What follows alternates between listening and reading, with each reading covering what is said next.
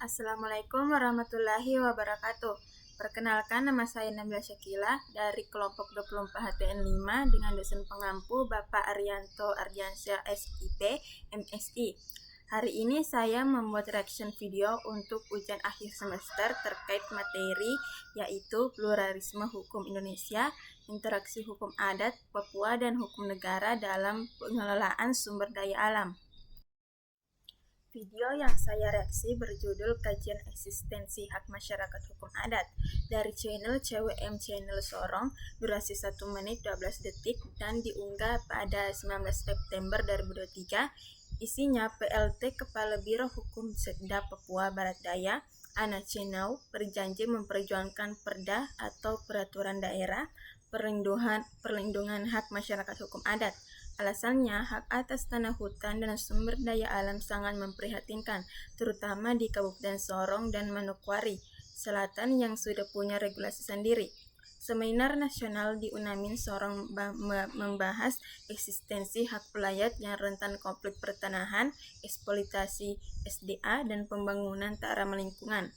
Perda diharapkan menjadi payung hukum untuk pembangunan berkelanjutan di provinsi termuda ini.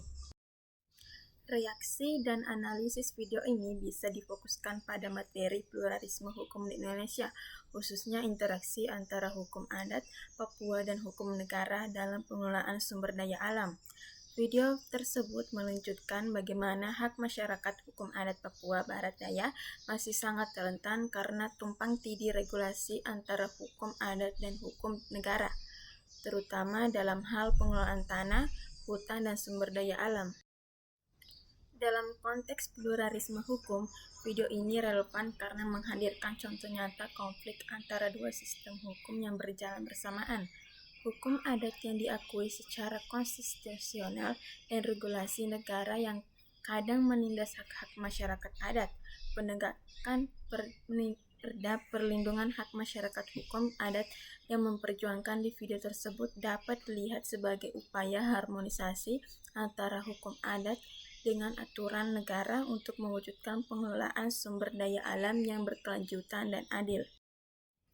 Analisis juga bisa menyoroti ketidakpastian hukum yang muncul akibat tumpang tindih regulasi antara pemerintah, kabupaten, dan provinsi, serta bagaimana hal itu memperparah kondisi konflik dan eksploitasi sumber daya alam di wilayah adat Papua.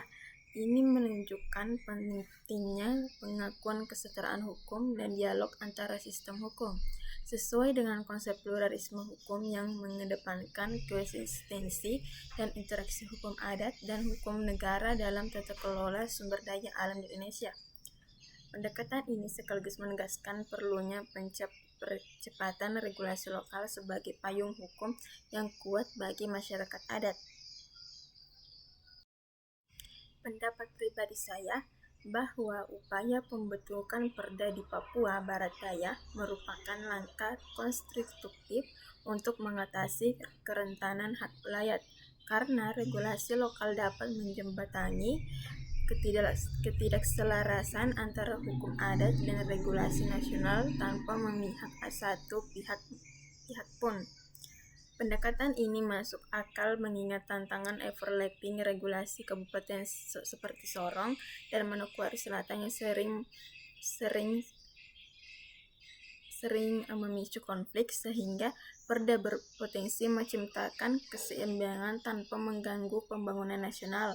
Hal ini menunjukkan komitmen pemerintah daerah terhadap keadilan sosial yang inklusif. Kasus ini sangat relevan dengan materi pluralisme hukum di Indonesia, interaksi hukum adat Papua, dan hukum negara dalam pengelolaan sumber daya alam, karena video mengilustrasikan konflik nyata antara hak ulayat masyarakat adat Papua dengan regulasi negara seperti Undang-Undang Kehutanan yang mendominasi pengelolaan hutan dan sumber daya alam. Seminar nasional di Unamin Sorong menyoroti dualisme hukum ini, di mana hak adat rentan dieksploitasi akibat pembangunan tak ramah lingkungan, tepat mencerminkan konsep pluralisme hukum sebagai konsistensi sistem hukum paralel.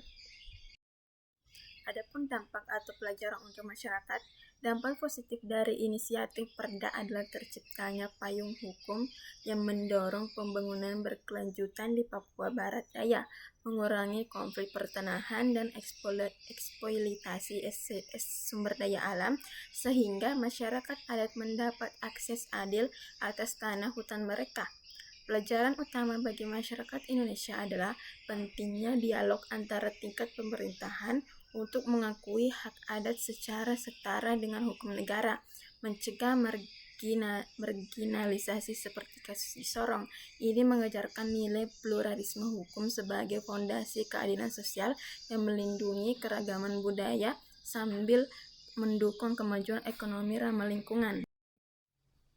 Kesimpulan dari video ini adalah bahwa pluralisme hukum di Indonesia, khususnya dalam konteks Papua, merupakan realitas yang tidak bisa diabaikan. Interaksi antara hukum adat dan Papua dengan hukum negara menuntut adanya payung hukum yang jelas, agar keduanya tidak saling meniadakan, tetapi justru saling menguatkan.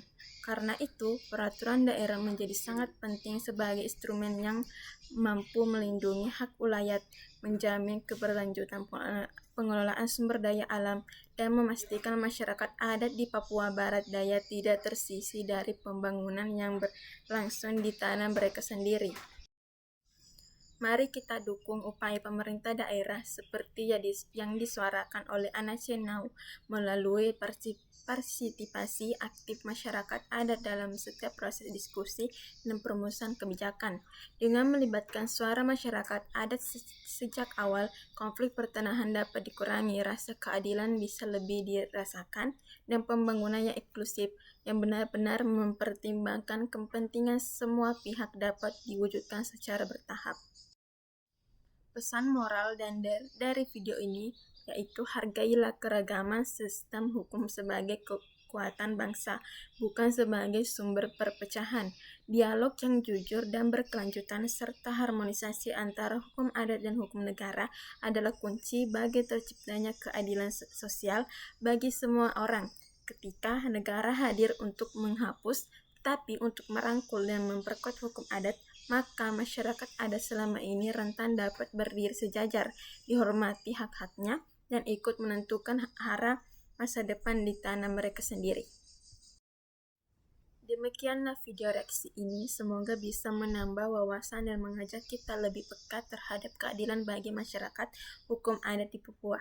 Terima kasih sudah menonton sampai akhir. Wassalamualaikum warahmatullahi wabarakatuh.